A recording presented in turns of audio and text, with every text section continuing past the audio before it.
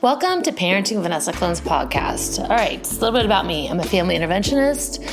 I have started this school, a nonprofit that is a K-8, which specializes in social emotional learning, which is KFS school, along with the 3R method that works on self-regulation and body awareness, along with the social emotional learning that builds on the relationships of the child and whoever they're working with, parent or teacher.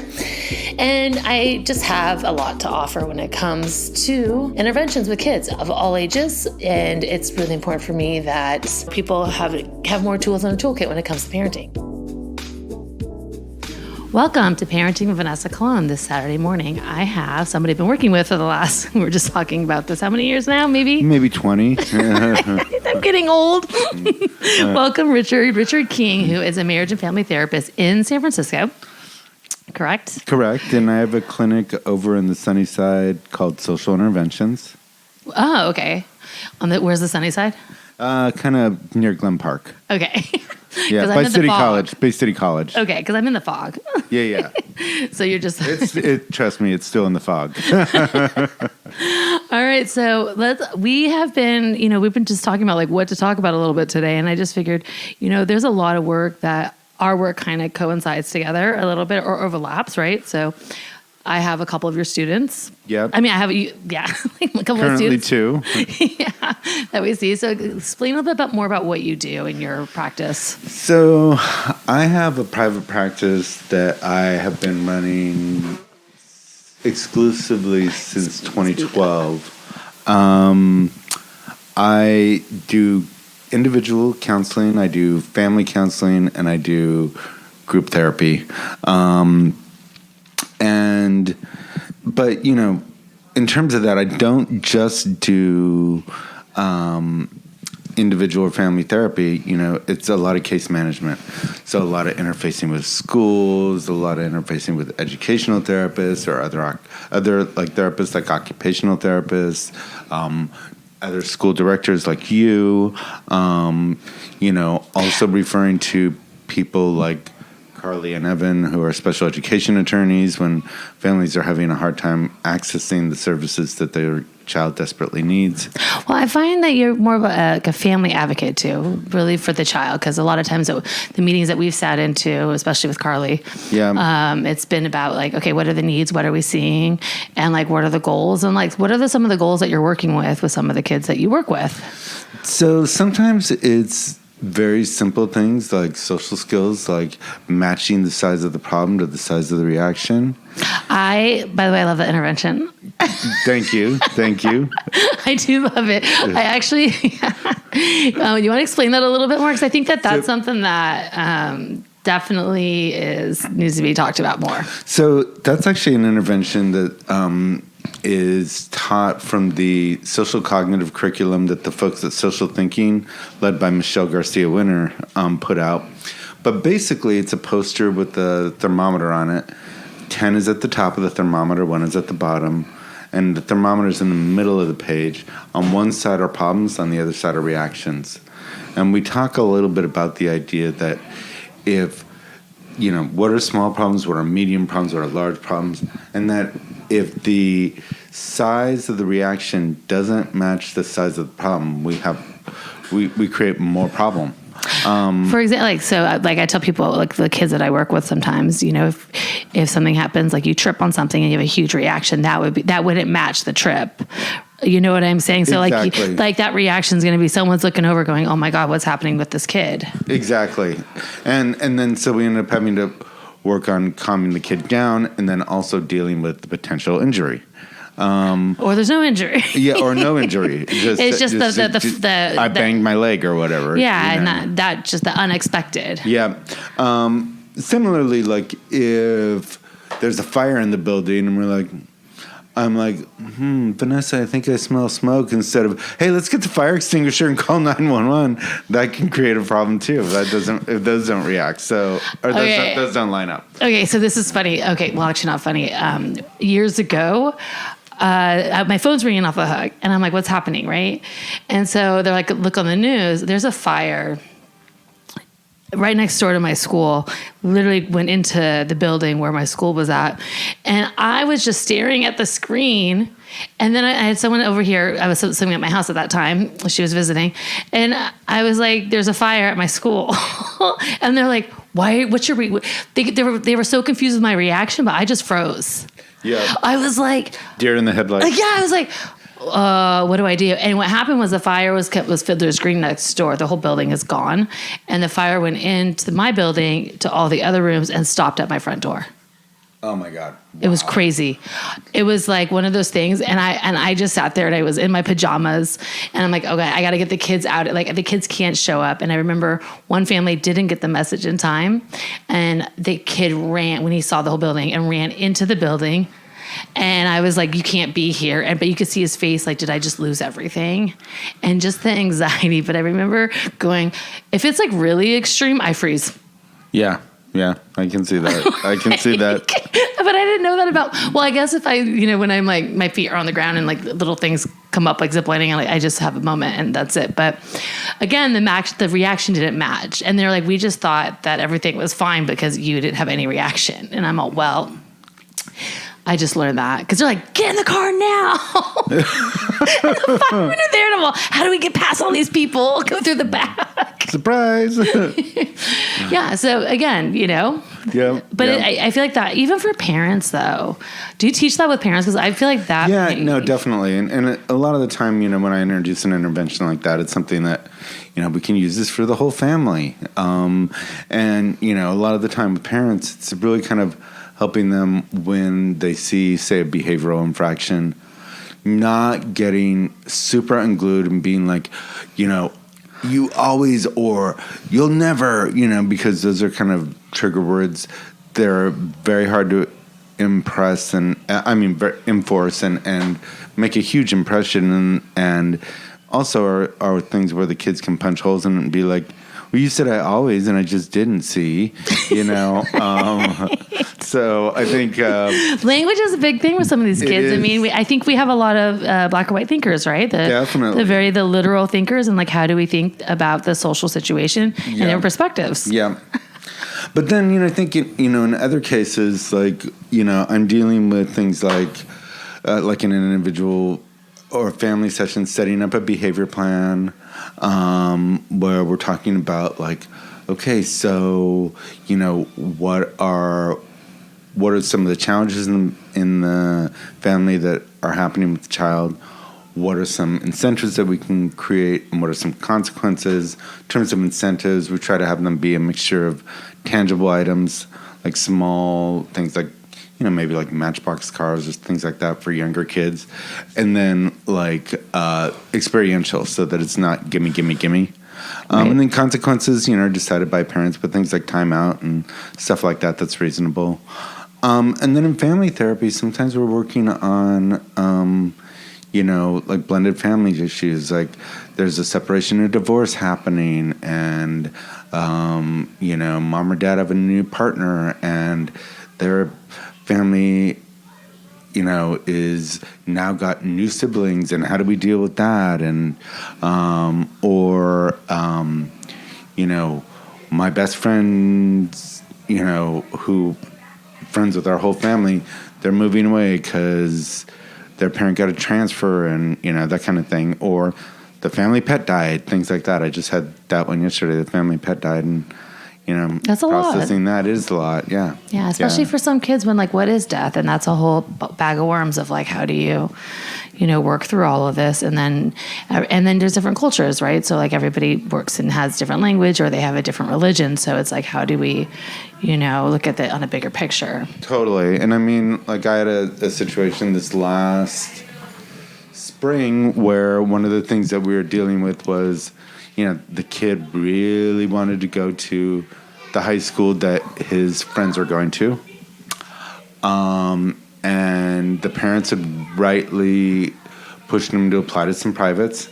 And he actually ended up getting into JCHS, Jewish Community High School, which it's turned out to be a great fit for him. Right. But, he's on the baseball team, and actually things are going really well there.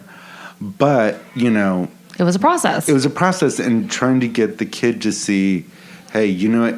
Your parents actually have a degree of wisdom here. Mom's a teacher. Mom really gets your learning style. She knows that David Neufeld over there is going to be great for you. You know, but it's hard to see that when you're like, but I want to go to high school with my friends. Yeah, I want to be with my friends. Why am I going to go somewhere else? Yep. It's hard. Yep, totally.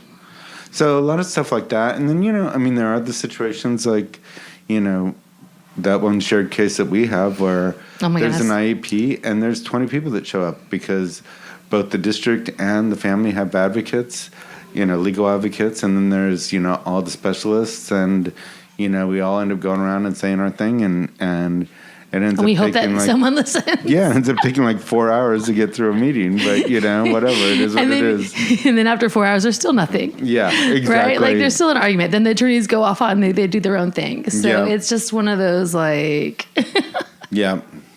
moments where we're just, I mean, I think the advocacy piece is a huge thing because I think parents, when they have an IEP, which was an individual education plan, mind you, a funny story about that. My uncle years ago was a special needs advocate. He's a lot older now. And I called him, I call him Uncle Butch, but he's Dr. Skipper. So I call him Uncle Butch. Yeah. And he always said he wanted a child with special needs. His last child has special needs. It's a rare thing. I don't think a lot of children she's nonverbal, no hair, the whole thing. And I call him and I go, do you need help with the IEP? And he goes, Vanessa, who do you think wrote about the IEP and got it passed in Congress? And I go, what? He's all, yeah, me. I was like, my family and I don't talk about, like, we just work, we do our thing, but he started colleges, he's done other things. And I knew he had this like special needs thing back in the day, but I was like, really? Yeah. That's crazy. I had no idea. He's also the person I call his office and I go, is Uncle Butch there? And they're like, no, there's not Uncle Butch. I'm like, no, it's Uncle Butch. But I didn't, it might like talk about not generalization, me having generalization skills. Yeah, I kept saying Uncle Butch and they keep hanging up on me and I'm all, excuse me, whose number is this on the other line? They're like, this is Dr. Skipper. I go, that is my Uncle Butch. I need him. And he still to this day reminds me of the fact that I was like, I'm like, I only had one name for him in my head. That's so funny. And we just never talked about it because people always ask why I do what I do, and I'm like, I just love children, but I didn't have any idea that there was this past history in my family. That's so funny. I'm sure you have people in your family that don't talk. Oh yeah. Right? They don't talk about themselves. They're just very humble and like they just don't say anything, and then all of a sudden you're like, they drop a ball, and you're like, what just happened? Totally. And you're like, wait, what? Yeah. Totally. So how do you structure your social skills group? I think a lot of times people use that word and it's, everyone does things a little differently. My social skills group is more, we go out in the community and we do things where it's hands-on learning, right? Yeah. And when things come up in the mix. But other people have like long drawn out groups where they're planning and they have all these goals and everything else where I'm just like, just bring them in and we'll figure it out. Yeah. Well, so ours are an hour, a 60-minute hour, not a traditional 50-minute therapy hour, but a full 60 minutes.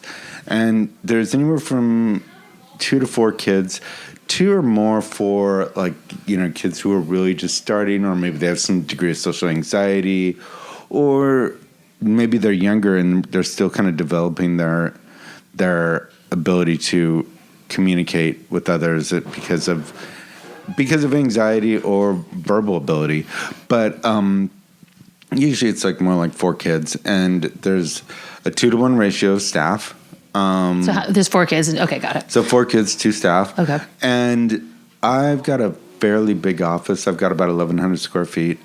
So I've got a big playroom with a lot of occupational therapy equipment. I've got swings that hang from the ceiling, and so the kids can run around. They can run around. Do they fight ever?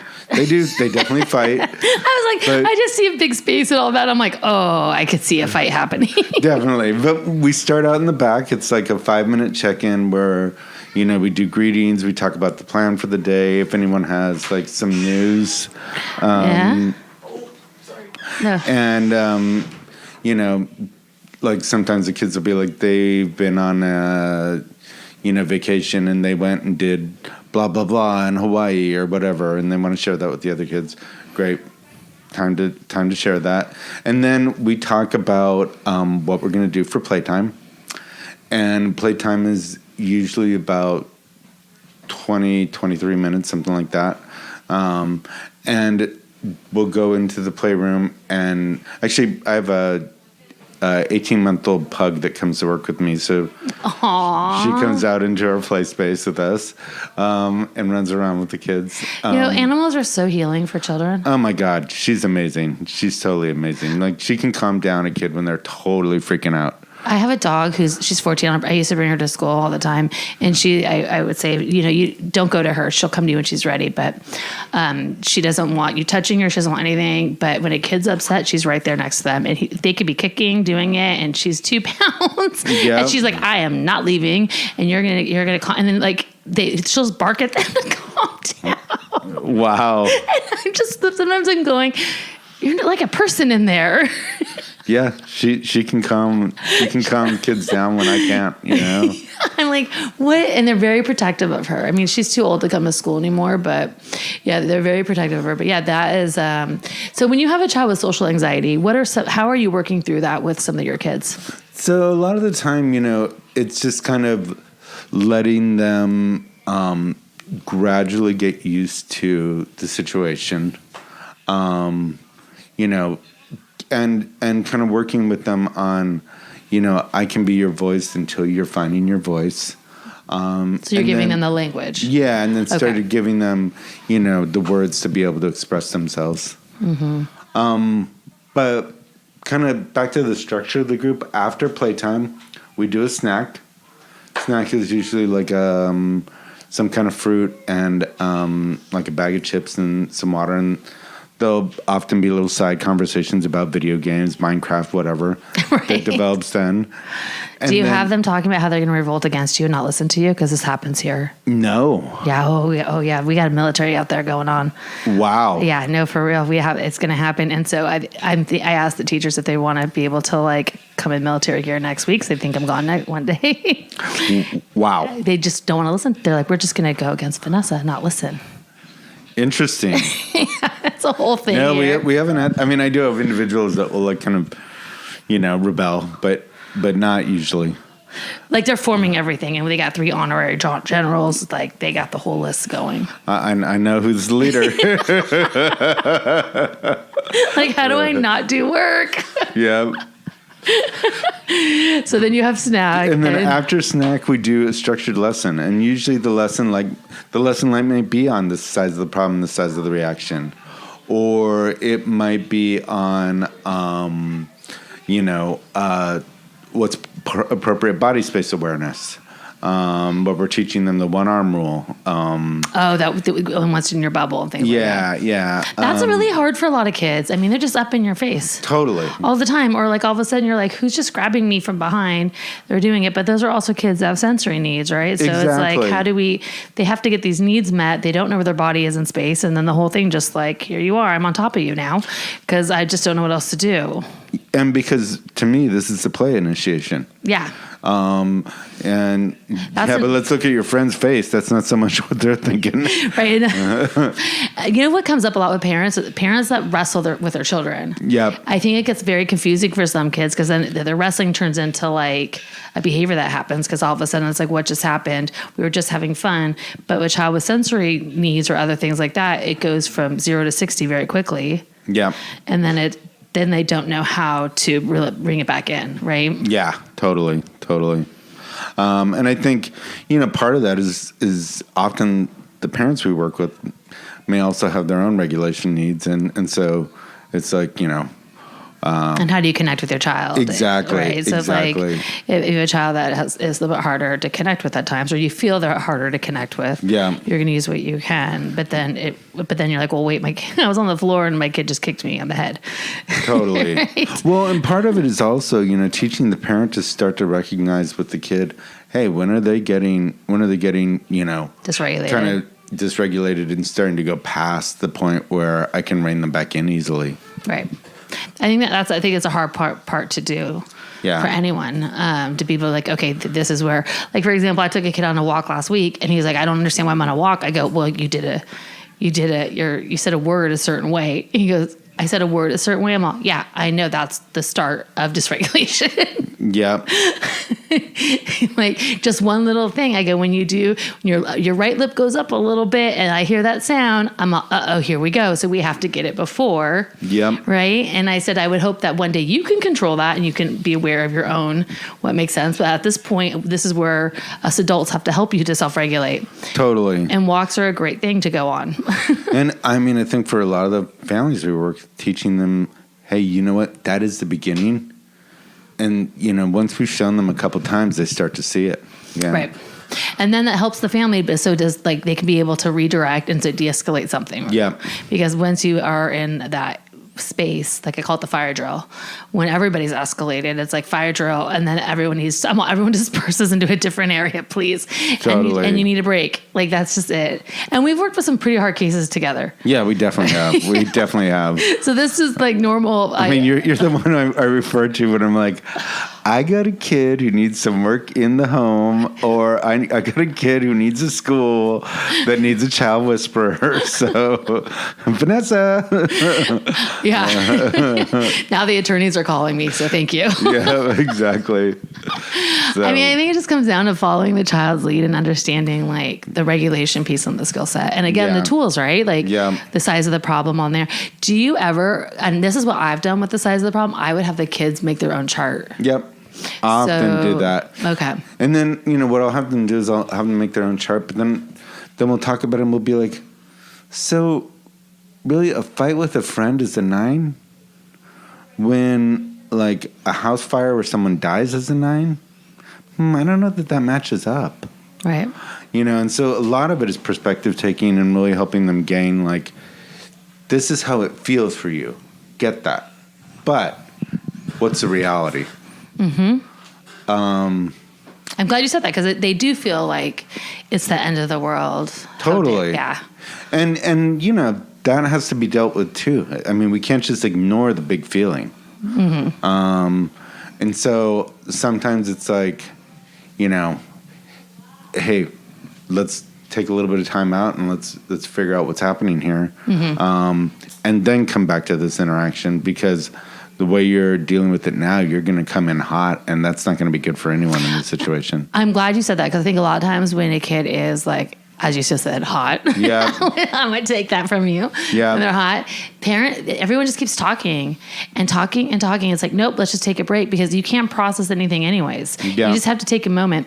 Yesterday I was walking down Geary Street and this kid is screaming and his dad's holding his hand. He's probably like 5 years old, right? Or 4 or 5. And he's like, can you just stop talking? I know, totally.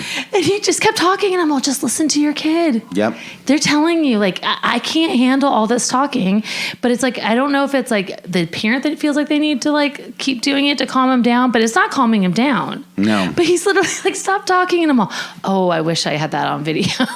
Well, I think sometimes kids feel drowned in the words, It's too much to process. Like even when someone hands me a work, because I have dyslexia, so if someone hands me a worksheet and there's a bunch of words on there, I'm all, I get overwhelmed. Yeah, yeah. So imagine like someone talking so much and then you already feel shame from what you just did, whether you hit somebody, whether you did something else, and then all of a sudden like... Well, and I like, one of the things that'll happen sometimes in group, after the lesson time, we'll do a prize time and we do a brief checkout with parents for like 2 minutes, like, hey, here's what we worked on, here's what to follow up on. Please try it and don't mess it up. You're like, here are the goals, please. Do parents follow them? Sometimes they do. A lot of the time we'll get to the end of the set of sessions, parents will be like, do you by any chance have a copy of the lessons that you... Yeah, I can. That's easy. But, it's the follow-through. It's a follow-through. And what we kind of want is like, hey, take this. This is the topic for the week. Work on it repeatedly because social skills works as training. Right, and I think that a lot of repetition. No, 100%. I think people realize, I think parents sometimes think, okay, well, they're in a social skills group, they're just going to generalize it. When sometimes some kids actually just generalize it in the vicinity. Yep. And then they don't take it outside because this is how I act here. Yeah. And I always say that it's important to generalize the skill set. So then that's where I would be like, okay, he's got it here, so I'm going to go home. That's why I'm always taking kids out in the community, and so we're working on whatever we are building so they can generalize it. Yeah. It's just like me calling my my Uncle Butch. And I'm like, I have no other name for him, and I'm not going to call him Dr. Skipper. Yeah. And I'm like, she keeps hanging up on me, and like, there is no Butch. Yeah, totally. But generalization is key. Yeah, no, totally. But then, like, a lot of times, like, I'll get kids that, you'll start to see that they're meeting their goals. They're able to initiate more, or they're able to respond to initiation more, or they're able to kind of do a little bit of self-regulation, or flexibility. Flexibility is a big goal. And then flexibility in thinking, right? It's not like touching your toes. Yeah, no, totally. Flexible thinking, yeah. And be able to understand that, like, there's multiple ways to one problem. Yeah. So a lot of times some people are like, for example, if a child gets bumped by somebody else, they'll be like, you hit me, but it was an accident, right? Yeah. But in their mind, like, no, you hit me and it's like personally against me. But it's like, wait, there's a perception here of what's going on, and looking at another person and how they're viewing it. Exactly. So it's a lot. Well, and I mean, what comes up in terms of flexibility all the time is, we'll be talking about flexible thinking, and, in the social cognitive curriculum, there's the whole thing with, like, the unthinkable, the evil one, rock brain. But then we'll also pull out the problem solving model and be like, so, like, let's look at this. Here's what the problem is, and here's what we tried before. It's not working. We go to generating alternatives. If we have a fixed mindset or rock brain, we can't generate any alternatives. We're stuck with the same solution we kept trying that's not working, and we're banging our head against the wall. And in fact, we're acting out what the, like, pop culture definition of insanity is, which is, using the same solution to a problem that's broken. Yeah, and nothing's going to be changed. Yeah. But again, it's a repetition over and over again. Totally. And then just being able to be exposed on different things, and then having the other person explain, like, their perception sometimes works and sometimes it doesn't. Yeah. Because it can escalate. Things can escalate very quickly with some of these kids. Yeah, for sure. Right? And so it's like, how do we figure out where does that all match and go and everything else? Totally. And then you do family. You see families too, right? Yeah, definitely. So are your sessions with the families everyone together, or how does that usually work? So sometimes it'll be everyone together. Sometimes it'll be like, like last week I had a situation where the main conflicts are happening between the dad and the kid. And so I just said, let's have just dad and kid come in, because sister and mom aren't involved in this. And the sister's frankly sick of the kid, doesn't want to be there. Right. She's like, I don't, let them fight, So I just had them come in. But a lot of the time I'll have the whole family come in if it's something that's affecting all of them. I have one college student that often will come in for family therapy. And, one of the things we've been talking about, kind of related to what we were talking about, is he's in his final year at Davis and went through a breakup about 6 months ago, and he's just feeling kind of lonely and blue. And we've been talking about the idea of him adopting an ESA, an emotional support animal. So he's on the path to adopting a Shih Tzu. Aw. Yeah. So I like the range, and our job is never boring, right? It's never boring. Never boring. There's always a new thing. Yeah. And I loved the last referral we got. Totally. Yeah. Yeah, never boring. Yep. So, but it was great having you. How can people find you? So if you go to, if you type in social interventions in San Francisco, you'll find me. You can also find me if you look up Richard King MFT in San Francisco. Be careful, because there's also one in Fresno.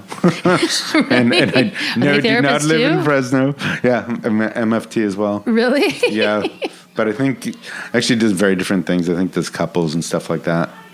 And is like I think a rational emotive therapist or something like that. Very different. But well, he just got some free promotion. Yeah. Something like that. You're like, if you're in Fresno, here you go. Yeah, exactly. You just send it to him. There you go. Yeah. No, well, we used to get each other's mail, and really, yeah, and I'd open it because it has my name on it. I'm like, this is, I don't know who this person is. This is an explanation of benefits for someone I've never even heard of. And then I look at the address and I'm like, no, that's not my address. Okay, that's funny. Yeah, so. Well, it was great having you on and a lot to talk about. And, I'm sure we'll be doing this again. Yes, definitely. And what did you think of the school? First time here?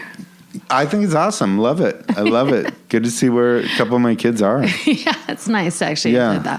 That's the other thing. I think it's great to see it that a therapist working with the kids and they get to see where they go to school and that it's more part of it. And you're working with the family and everybody else, so it's nice to see that like you're very well invested in everyone's well-being and making sure that the kids know. I think that's really important that the kids know that it's about them and you actually care. So I just really appreciate you coming today. So thank you so much. No problem. Thank you. Thank you for listening to Parent Vanessa Kalam. Parenting with Vanessa Kalam. And if you have any questions about your child or want to hear other tips, please go to Vanessa's website, vanessacalone.com at VANESSAKAHLON.com or email colonefamilyservices@gmail.com.